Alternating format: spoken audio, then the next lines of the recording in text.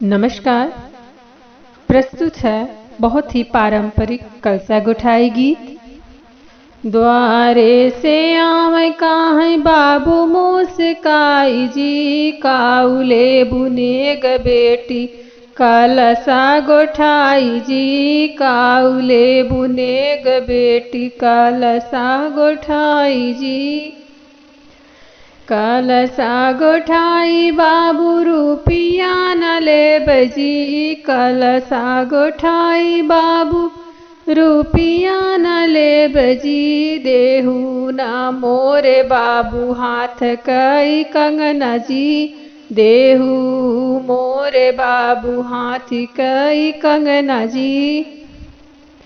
द्वारे से आवे काहे चाचा मुस्काई जी, द्वारे से आवे काहे चाचा मुस्काई जी। काउले बुनेग बेटी कलसा गोठाई जी, काउले बुनेग बेटी कलसा गोठाई जी।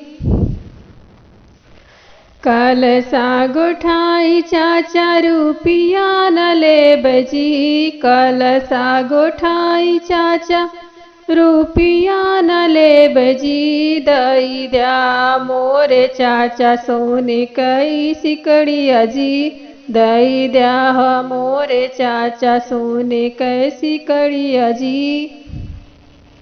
द्वारे से आवे काहे भैया मुस्काई जी, द्वारे से आवे काहे भैया मुस्काई जी। काउले बुनेग बहिनी कलसा गोठाई जी, काउले बुनेग बहिनी कलसा गोठाई जी।